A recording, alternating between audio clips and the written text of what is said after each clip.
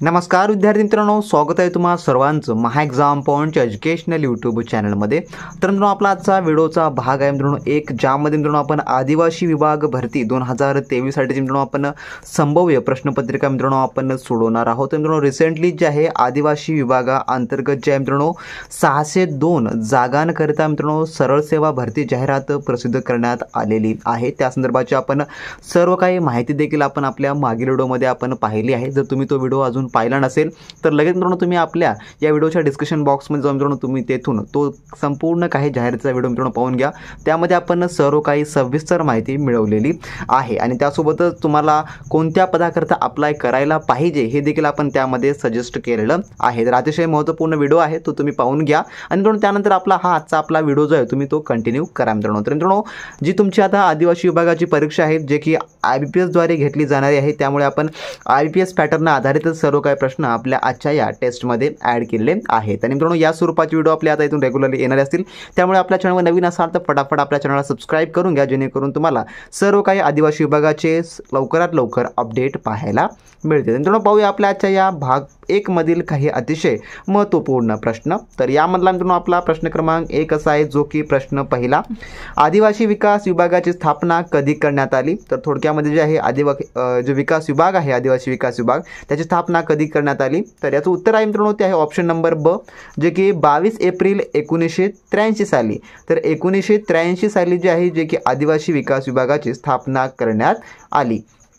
त्यानंतरचा आपला दुसरा प्रश्न असा मित्रांनो, पुढील प्रश्न क्रमांक 2, आदिवासी विकास विभाग कधीपासून स्वतंत्रपणे कार्यरत आहे? तर जो स्वतंत्रपणे कार्यरत आहे तर याचं उत्तर जे मित्रांनो ते आहे ऑप्शन नंबर क, जे की 1984 पासून। तर 1984 पासून जो आहे जो की कार्यरत आहे आणि याची जी स्थापना करण्यात आली ती आहे 1983 साली। तर ज्यावेळेस याची स्थापना झाली ते समाज कल्याण विभागाअंतर्गत कार्य करत होतं, परंतु जे आहे 1984 सालापासून ते एक स्वतंत्रपणे कार्यरत करणारा विभाग झालेला आहे, तर आदिवासी विकास विभाग। तर हे थोडक्यामध्ये दोन्ही प्रश्नांमधला तुम्ही फरक जो आहे तो लक्षात ठेवून घ्या मित्रांनो।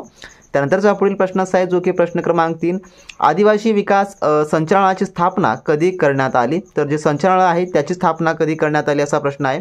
तर याचं उत्तर जे आहे मित्रांनो ते आहे ऑप्शन नंबर ब, जे की 1972 साली। तर 1972 साली जे आहे जे की आदिवासी विकास संचालनालय जे आहे त्याची स्थापना करण्यात आली आणि हे संचालनालय जे आहे जे की थोडक्यामध्ये समाज कल्याण विभागाअंतर्गत जे आहे जे की कार्यरत काम जे आहे ते करत होतं। त्यानंतरचा पुढील प्रश्न, जो की प्रश्न क्रमांक आपला 4 आहे मित्रांनो, पुढील प्रश्न 4, महाराष्ट्र शासनातर्फे कोणता सर्वोच्च नागरी पुरस्कार देण्यात येतो? तर सर्वोच्च नागरी पुरस्कार म्हटलं आहे महाराष्ट्र शासनातर्फे। तर याचं उत्तर जे आहे मित्रांनो ते आहे ऑप्शन नंबर जे की ड, महाराष्ट्र भूषण पुरस्कार। हा जो आहे महाराष्ट्र शासनातर्फे देण्यात येणारा सर्वोच्च नागरी पुरस्कार आहे। तर हा पुरस्कार नाव लक्षात ठेवून घ्या आणि याची जी सुरुवात झाली आहे ती 1996 या सालापासून झालेली आहे। कधीपासून झाली? तर 1996 या सालापासून झालेली आहे। आणि भारतामधलं जर विचारलं तर भारतामधला जो सर्वोच्च नागरी पुरस्कार आहे तो आहे भारतरत्न। तर भारतरत्न हा जो आहे सर्वोच्च नागरी पुरस्कार आहे, हे तुम्ही थोडक्यामध्ये लक्षात ठेवून घ्या मित्रांनो। त्यानंतरचा आपला पुढील प्रश्न, जो की प्रश्न क्रमांक 5 असा आहे, महाराष्ट्रातील खालीलपैकी कोणता प्रादेशिक विभाग पर्जन्य छायेच्या प्रदेशात येतो? तर पर्जन्य छायेच्या प्रदेशात म्हटलेला आहे। तर याचं उत्तर आहे ऑप्शन नंबर अ, जे की मराठवाडा हा जो भाग आहे थोडक्यामध्ये जो की पर्जन्य छायेच्या प्रदेशामध्ये येतो, म्हणून ऑप्शन नंबर अ जे आहे याचं उत्तर होणार असेल।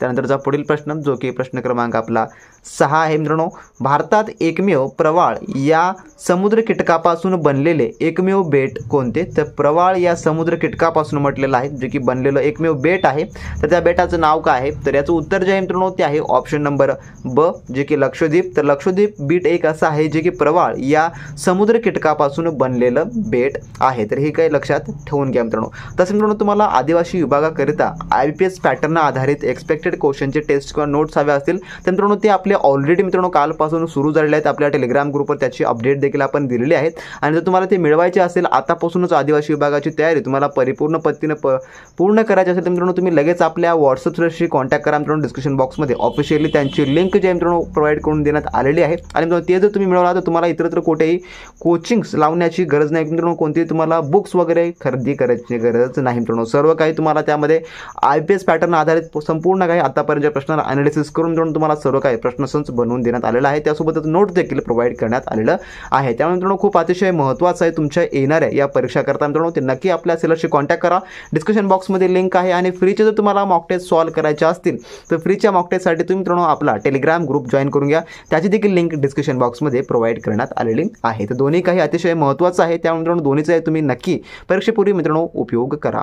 त्यानंतरचा प्रश्न क्रमांक आपला 7 असा मित्रांनो पुढील, राज्यपालाचे पद रिकामे झाल्यास तात्पुरता कारभार कोण सांभाळतो? तर तात्पुरता कारभार म्हटलेला आहे, तर याचं उत्तर जे आहे मित्रांनो ते आहे ऑप्शन नंबर क, जे की मुख्य न्यायाधीश. ज्या काही राज्यामध्ये कोणत्याही राज्यामध्ये समजा राज्यपालाचे पद जे आहे जे की तात्पुरते रिकामे झालं असेल तर त्या राज्याचे जे काही उच्च न्यायालयाचे मुख्य न्यायाधीश असतात, तर उच्च न्यायालयाचे मुख्य न्यायाधीश जे असतात ते जे आहे जे की तात्पुरता कारभार जे आहे ते सांभाळत असतात. म्हणून ऑप्शन नंबर क जे आहे याचं उत्तर होणार असेल. त्यानंतरचा प्रश्न क्रमांक 8 आपला असा आहे, इंग्रजांनी जहांगीर बादशाहकडून कोणत्या ठिकाणी वकार स्थापन करण्याची परवानगी मिळवली होती?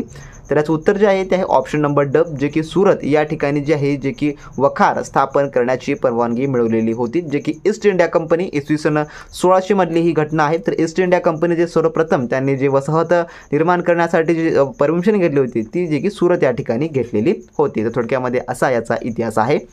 त्यानंतरचा प्रश्न क्रमांक आपला 9 पुढील, खालीलपैकी कोण लोकनायक या नावाने प्रसिद्ध आहेत किंवा ओळखले जातात? लोकनायक या नावाने, तर याचं उत्तर जे मित्रांनो ते आहे ऑप्शन नंबर अ, जे की जयप्रकाश नारायण. तर जयप्रकाश नारायण यांना जे आहे जे की लोकनायक या नावाने ओळखले जाते आणि या नावाने ते प्रसिद्ध आहेत. लोकनायक हे त्यांचं निकनेम आहे, थोडक्यात तुम्ही हे लक्षात ठेवून घ्या. त्यानंतरचा प्रश्न क्रमांक आपला पुढील 10वा प्रश्न, इसवी सन 1911 मध्ये भारतात हवाई परिवहनाची सुरुवात कोणी केली? तर हवाई परिवहन म्हटलेलं आहे, तर याचं उत्तर जे आहे मित्रांनो ते आहे ऑप्शन नंबर अ, जे की हेनरी पेकवेंट यांनी जे आहे जे की इसवी सन 1911 मध्ये हवाई परिवहनाची जी आहे ती सुरुवात केलेली आहे. त्यानंतरचा प्रश्न क्रमांक आपला 11वा पुढील प्रश्न, 16 ऑक्टोबर 1905 हा दिवस काय म्हणून पाळला जातो? तर कोणता दिवस आहे हा? तर याचं उत्तर जे आहे मित्रांनो ते आहे ऑप्शन नंबर क, जे की शोक दिवस. तर 16 ऑक्टोबर 1905 हा थोडक्यात फाळणी दिवस आहे, त्यामुळे या दिवसाला जो आहे शोक दिवस म्हणून देखील पाळला जातो. थोडक्यात बंगालची फाळणी जी आहे या दिवशी झालेली आहे, म्हणून या दिवसाला शोक दिन म्हणून हा जो की पाळला जातो. त्यानंतरचा प्रश्न क्रमांक आपला 12वा पुढील प्रश्न 12वा, 1936 मध्ये नियोजन करा अथवा नष्ट व्हा असा संदेश कोणी दिला? तर नियोजन करा अथवा नष्ट व्हा, तर यात जे उत्तर आहे ते आहे ऑप्शन नंबर ब, जे की एम विश्वराया यांनी जे आहे जे की नियोजन करा अथवा नष्ट व्हा असा जो आहे तो संदेश दिलेला आहे. त्यानंतरचा पुढील प्रश्न जो की प्रश्न क्रमांक 13वा, महाराष्ट्र राज्यात पहिली सूतगिरणी कोठे सुरू झाली? तर पहिली सूतगिरणी म्हटलेलं आहे, तर हा थोडक्यात कन्फ्युजिंग करणारा प्रश्न आहे, तुम्ही लक्षात ठेवून घ्या. तर काय प्रश्न आहे, महाराष्ट्र राज्यात पहिली सूतगिरणी म्हटलेलं आहे, कोणत्या ठिकाणी किंवा कोठे सुरू झाली? तर याचं उत्तर आहे ऑप्शन नंबर अ, जे की मुंबई. तर मुंबई या ठिकाणी जे आहे 7 जुलै 1854 साली, तर 7 जुलै 1854 साली कळवा या ठिकाणी जे आहे महाराष्ट्र राज्यातली पहिली सूतगिरणी जी आहे ती सुरू झालेली आहे. आणि या संबंधाचा अजून एक प्रश्न आहे जे की तुम्ही म्हणाल त्याचं उत्तर ते पण मी तुम्हाला सांगेल. तर तुम्हाला परीक्षेत प्रश्न असा आला की महाराष्ट्र राज्यातली पहिली सहकारी सूतगिरणी कोणती? सहकारी सूतगिरणी जे की कोठे आहे? तर याचं उत्तर जे आहे ते आहे इचलकरंजी या ठिकाणी जे आहे जे की पहिली सहकारी सूतगिरणी आहे, जी की याची स्थापना झाली आहे 1962 साली. आणि जी पहिली जर सूतगिरणी तुम्हाला असं विचारलं तर याचं उत्तर आहे मुंबई या ठिकाणी, कळवा या ठिकाणी याची जी आहे थोडक्यामध्ये सुरू झाली. आणि कधी झाली? तर 1854 साली झाली. आणि सहकारी जर तुम्हाला विचारलं तर सहकारी सूतगिरणी जी आहे इचलकरंजी या ठिकाणी, आणि कधी झाली? तर ती आहे 1962 साली. हा थोडक्यामध्ये यामधला फरक आहे, तुम्ही हा फरक लक्षात ठेवून घ्या, जेणेकरून तुम्ही परीक्षेमध्ये कोणत्याही प्रकारे तुम्ही कन्फ्यूज नाही होणार मित्रांनो. त्यानंतरचा आपला पुढील प्रश्न क्रमांक आपला 14वा, जगातील सर्वाधिक प्रदूषित ठरलेल्या नवी दिल्लीचा एक्वाय किती आहे? तर जो एक्वाय आहे तो किती आहे असा म्हटलेला आहे. तर याचं उत्तर जे आहे मित्रांनो ते आहे ऑप्शन नंबर ब, जे की 483 एवढा जो आहे याचा एक्वाय आहे, म्हणून ऑप्शन नंबर ब हे याचं उत्तर होणार असेल. तर मित्रांनो असे हे आपल्या आजच्या व्हिडिओमधले काही आपण टॉप 14 क्वेश्चन या व्हिडिओमध्ये आपण कव्हर केले आहेत. तर याच प्रकारचे प्रश्न आपल्या आता येथून रेग्युलरली आपल्या लेक्चर्स मार्फत आपण कव्हर करणार आहोत, जेणेकरून तुमचा सर्व काही आदिवासी विभागाचा जो अभ्यासक्रम आहे तो आपण कमी वेळेमध्ये परिपूर्ण करण्याचा मित्रांनो आपण प्रयत्न करणार आहोत. त्यासाठी मित्रांनो तुम्ही अजूनही आपले एक्सपेक्टेड क्वेश्चनची टेस्ट किंवा नोट्स मिळवत असाल तर लगेच मित्रांनो तुम्ही आपल्या व्हॉट्सअप कॉन्सलरशी कॉन्टॅक्ट करून ते सर्व काही मिळवून घ्या. डिस्क्रिप्शन बॉक्समध्ये त्यांची ऑफिशियली लिंक दिलेली आहे. आणि जर तुम्हाला फ्रीमध्ये सराव टेस्ट सोडायचे असतील तर मित्रांनो तुम्ही आपला ऑफिशियली टेलिग्राम ग्रुप देखील जॉईन करून घ्या. टेलिग्राम ग्रुपवर तुम्हाला सर्व काही अपडेट व त्यासोबत मित्रांनो फ्रीचे मॉक टेस्ट देखील प्रोव्हाइड केले जात असतात रेग्युलरली मित्रांनो. तर मित्रांनो व्हिडिओ आवडला असेल नक्की लाईक करा, चॅनलवर नवीन असाल सबस्क्राईब करून घ्या आणि हा महत्त्वपूर्ण व्हिडिओ तुमच्या मित्रांसोबत शेअर करा मात्र विसरू नका. व्हिडिओ भेटूया व्हिडिओच्या नेक्स्ट पार्टमध्ये नवीन अपडेट सोबत नवीन प्रश्नपत्रिकासोबत. तोपर्यंत मित्रांनो बी प्रॅक्टिस क्रॅक एक्झाम.